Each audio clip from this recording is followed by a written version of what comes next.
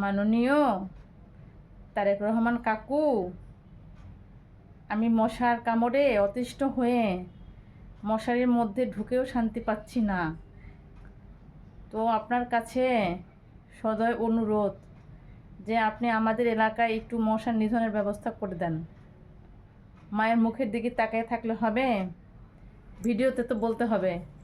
ভিডিওতে তুমি যদি না বলো তাহলে মানুষজন বুঝবে কি করে যে তুমি মশার কামড়ে অতিষ্ঠ হয়ে মশারির মধ্যে ঢুকে আছো। এই দেখো, এই যে মশারির ভিতরে, এই দেখো, ওই যে হ্যাঁ, সে এগ্রি করেছে যে মশায় কামড়ে সে অতিষ্ঠ হয়ে সে মশারির মধ্যে ঢুকে যে মায়ের হাতে একটা কামড় দিয়ে বসে আছে, কারণ সে খুব কষ্ট পাচ্ছে মশার জন্য, তাই সে মশারির মধ্যে।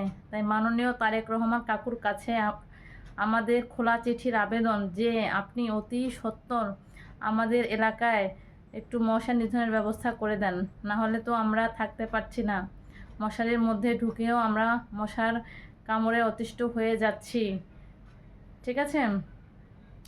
মাননীয় মন্ত্রী, আমাদের দেশের প্রাইম মিনিস্টার,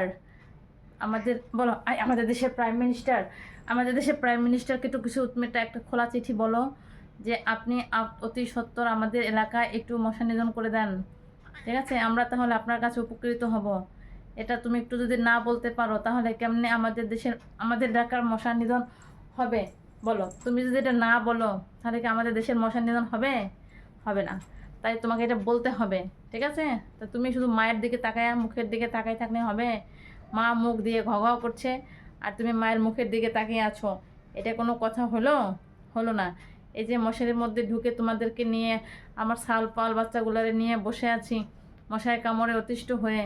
তো মাননীয় মন্ত্রীর কাছে আমাদের এটাই একটা আবেদন, একটা খোলা চিঠি যে আপনি একটু দয়া করিয়া মশা নিধনের ব্যবস্থাটা একটু করে দেন, যাতে আমরা ছাল পাল বাচ্চাগুলারে নিয়ে একটু আরামে শান্তিতে থাকতে পারি। ঠিক আছে? আর কিছুই চাওয়ার নাই আপনার কাছে। আর যে হারে আপনার তেলের দাম বাড়তেছে, আমাদেরকে আর তেল কিনে পেঁয়াজও খাইতে হবে না। ঠিক আছে? হয়েছে? আর কিছু বলবা? আর কিছু বলবা? আর কিছু বলবো? আর কিছু বলবা না?